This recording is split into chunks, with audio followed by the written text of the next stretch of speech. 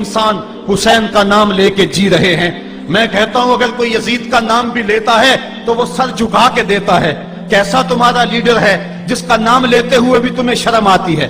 نام لینے سے پہلے سر جھکاتے ہو، نام لیتے ہوئے پسینہ پسینہ ہوتے ہو، نام لینے کے بعد منہ چھپا لیتے ہو۔ تمہیں اپنے قائد اور اپنے لیڈر کا نام لیتے بھی شرم آتی ہے، اور جب ہمارے لبوں پہ نام حسین آتا ہے ہمارا قد اونچا ہو جاتا ہے، ہمارا سر فخر سے بلند ہو جاتا ہے۔ فخر کا دل میں دریچہ باز کرنا چاہیے، جن کا تو آقا ہے ان کو ناز کرنا چاہیے۔ تو حسین ابن علی نے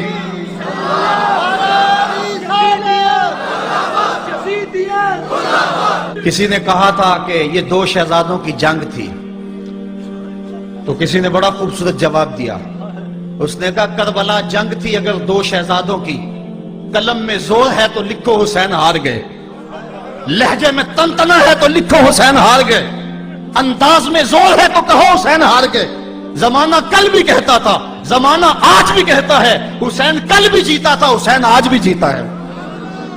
جب حضرت امام حسین رضی اللہ تعالیٰ عنہ کا سر انور کاٹ لیا گیا اور خولی بن یزید نے نیزے کی نوک پہ اس کو رکھا، ویسے رخ سر کا زمین کی طرف سے تھا، کسی نے کیا خوب کہا باں کے سر نیزے پہ اور سوئے زمین ہے روح، یعنی سجدہ ثانی کی ہے آرزو۔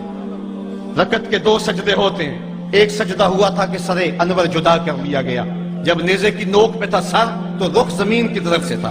شاعر کہتا ذرا غور سے دیکھو سر حسین کیا کہہ رہا ہے، سر حسین کی پیشانی زمین کی طرف ہے، پیشانی میں دوسرے سجدے کی آرزو مچل رہی ہے۔ تو جب امام حسین کا سر خولی نے نیزے کی نوک پہ چڑھایا، اس نے تو یہ کہنا چاہا تھا کہ ہم فتح یاب ہوئے اور دیکھو ہم نے سر کاٹ لیا۔ کسی نے کہا ذرا غور سے دیکھو یہ تو سر کٹ کے بھی سر بلند ہے، یہ سر کٹ گیا پھر بھی سر بلندی نہیں گئی ہے، اس کا بانک پن پھر بھی نہیں گیا ہے۔ حسین کا سر کل بھی اونچا تھا، حسین کا سر آج بھی اونچا ہے، اس کا نام زندہ، اس کا پیغام زندہ، اس کی فکر زندہ۔ حضرت امام زین العابدین یہ کربلا کے وہ شخص ہیں جنہوں نے سارا منظر اپنی آنکھوں سے دیکھا تھا۔ اتنے دکھ کسی کو نہیں پہنچے جتنے زینب اور زین العابدین کو پہنچے ہیں۔ سب منظر کھلی آنکھوں سے دیکھا، 14 سال کی عمر ہے، بیمار ہیں، تاریخ بتاتی ہے اس کے بعد ساری زندگی حضرت زین العابدین نے ٹھنڈا پانی نہیں پیا، جب پانی پینے لگتے تڑپنے لگتے، کہتے مجھے سکینہ کی پیاس یاد آتی ہے، مجھے علی اصغر کا تڑپنا یاد آتا ہے، ساری زندگی پھر ٹھنڈا پانی نہیں پیا۔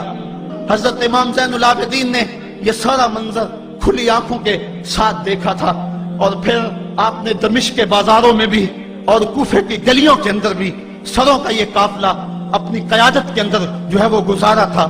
جب یزید کے دربار کے اندر حضرت امام زین العابدین پہنچے تو یزید نے پہلے تو جو ہے وہ دکھ کا اظہار کیا۔ بعض لوگ یہاں سے یزید کی بریت کا اعلان کرتے ہیں۔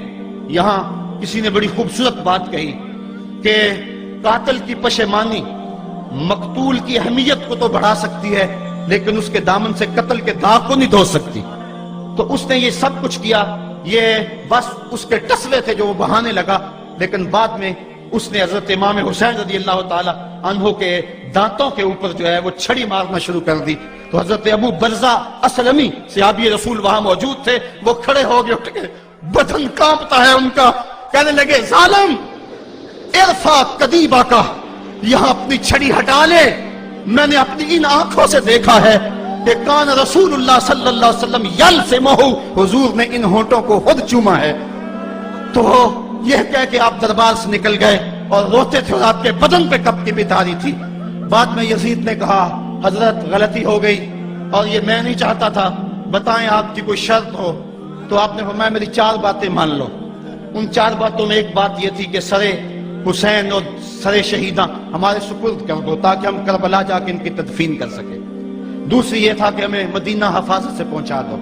تیسری شرط یہ تھی کہ مجھے جو ہے وہ جمعے کا خطبہ دینے کی اجازت دو آج دمشق جامع مسجد کے اندر۔ چوتھی بات آپ نے یہ فرمائی کہ قاتلان حسین جو ہے وہ میرے سپرد کرو۔ اس نے کہا ہاں کون ہے قاتل حسین کا؟ لوگوں نے کہا خولی ہے۔ خولی نے کہا میں نے قتل نہیں کیا، یہ سنان بن انس نخی نے کیا ہے۔ سنان بن انس نخی کو کہا ہاں تو بتا، کہنے لگا میں قتل کیوں کرنا تھا، یہ تو شمر ذی الجوشن نے کیا ہے۔ شمر ذی الجوشن کو کہا تو بتا، کہنے لگا میں نے قتل نہیں کیا، میرا کون سا حسین نے کچھ بگاڑا تھا، قتل اس نے کیا ہے جس کی حکومت کو خطرہ تھا، تو یہ ہے وہ ہے قاتل حسین کا۔ اب یزید کہنے لگا تمہاری یہ شرط تو میں پوری نہیں کر سکتا، یہ بات تو پوری نہیں کر سکتا، اب خطبہ دے لو۔ اب حضرت امام زین العابدین خطبہ دینے کے لیے کھڑے ہوئے۔ خطابت تو اس گھر کی لونڈی ہے، جب یہ بولتے ہیں تو حکمت کے موتی دولتے ہیں۔ جو ہی امام زین العابدین کھڑے ہوئے، 14 سال عمر ہے اور دمشق کی جامع مسجد ہے، یزید بھی بیٹھا تھا، یعنی سلطنت بھی تھے، عوام کا بھی ہجوم تھا۔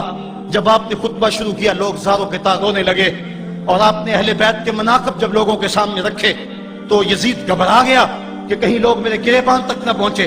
اس نے مؤذن کو اشارہ کیا جلدی جلدی اذان پڑھو، تو جب اس نے کہا اللہ اکبر اللہ اکبر، تو حضرت شہزادہ زین العابدین نے کہا کہ اس کے اندر کوئی شک نہیں کہ اللہ سب سے بڑا ہے۔